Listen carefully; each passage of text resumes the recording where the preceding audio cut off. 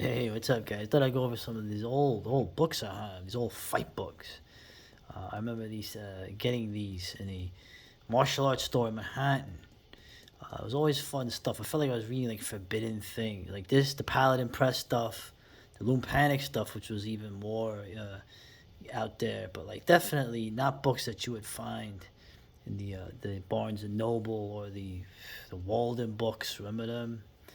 Or the other some of the other ones, the Strand, right? And this guy here, Geoff Thompson. This guy was a cool dude, man. This was a British a doorman, as they say, from Coventry. And, I remember his book Bouncer. He wrote that. That was the first book he wrote. Oh, what a crazy book, man! Uh, and the guy totally like admitted that he a lot of times that he was being an asshole as a bouncer uh, at the pubs. You know, the reputation of these hard pubs where everybody's fighting.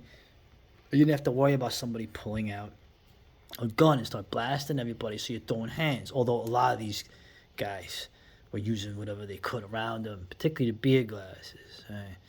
But all that is said, this was actually a pretty good, interesting self-defense book. Right? Now, there's a lot in here. Is this still relevant now? I sort of this is sort of the thing you the his theory of it, right? The main thing which I like is that the idea of this is guy was always bringing up adrenaline, right? Adrenaline. When shit happens, you get adrenaline. I used to think when I was younger, I was getting scared. Well, it was adrenaline, okay? The whole idea of like understanding adrenaline, how it goes in you, how it goes in others, the kind of attackers you'd have, which is to say, this is at the time, the Britain, the UK, England was a much more homogeneous country. It's sort of like how you would deal with people of your own group, how you would deal with people even when I was growing up in the areas I grew up in. Okay, until you started taking public transportation to other areas where there were other people, but. Pretty much, I like the book here, the part here where it's talking about using adrenaline to psych out your opponent. Instilling, the animal. I've used this, acting crazy. This has worked well in the past. I also like the idea of the sneaky, cheeky stuff he would do as a bouncer. I mean, the guy, he would say, "I was in 300 fights." You're like, "Oh, you're lying, mate," right?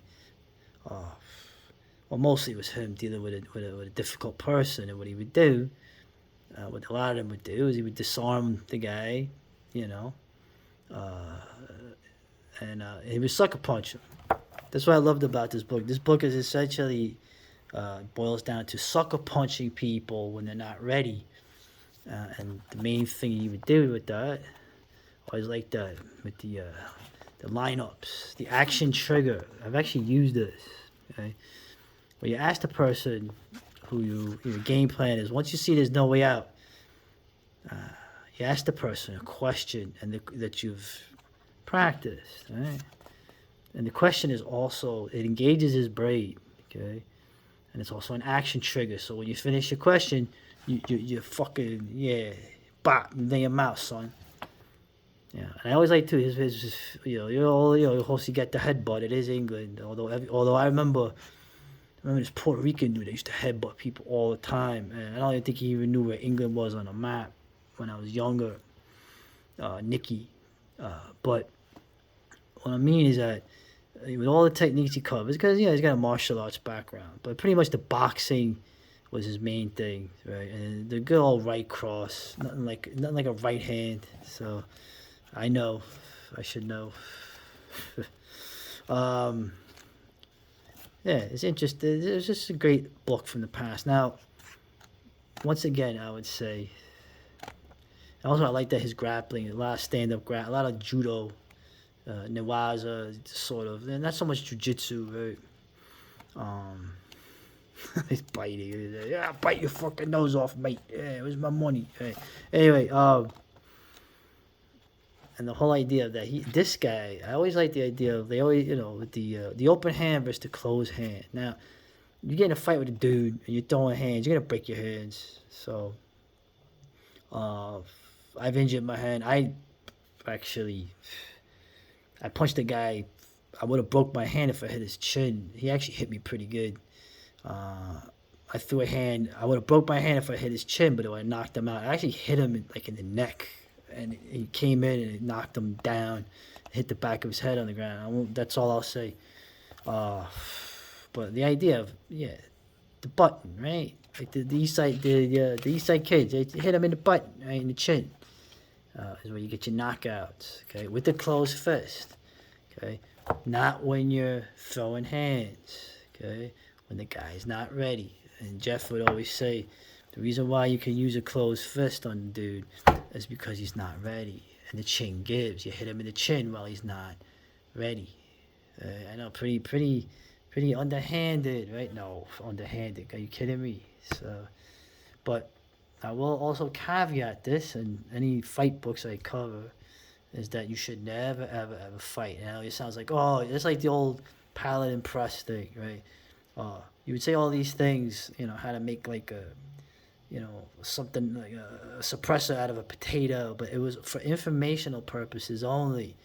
And if you remember the infamous How to Be a Hitman book, where it was actually used, right, by somebody, and then had a big problem with that. I think that might have helped do Paladin Press in at some point, but you never win a fight. Yeah, it's a no-win situation. It really is. I'm not just talking about getting in trouble. It does affect you, even on the mental level.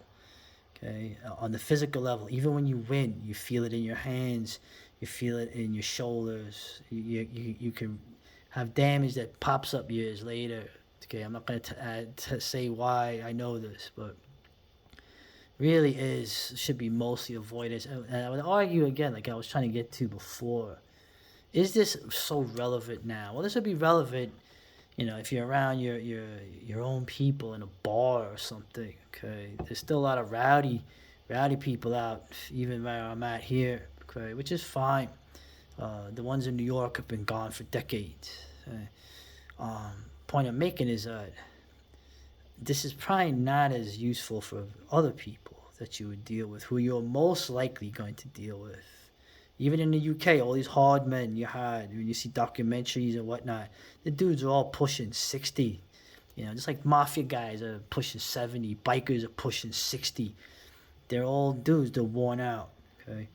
You're going to be dealing with a little different situation, and I tend to agree, and I'm a bit biased. My buddy James LaFond, I think he has more of the pulse on what's happening now, okay, when you don't talk to people, okay, you don't verbalize, particularly with a certain group of people, because they build off their aggression and their cohesion off that. So, and you don't use your hands, if you get what I'm saying. Of course, as a last resort, you shouldn't be fighting at all. You should be avoiding stuff, getting out of the way. You should be not even in those areas in the first place at this point. I'm dead serious. There, I'll cover another book. The guy makes a good point that it's a no-win situation even when you win. So you gotta just avoid it. But when that comes down to you, when it comes for you, there's merit to this. So, and I always like that. There's no block this and hit him back. It was like, suck the guy out, sucker punch him. I kind of like that. So, anyway, hey, cops do it all the time, man. All right. For informational purposes only. Later.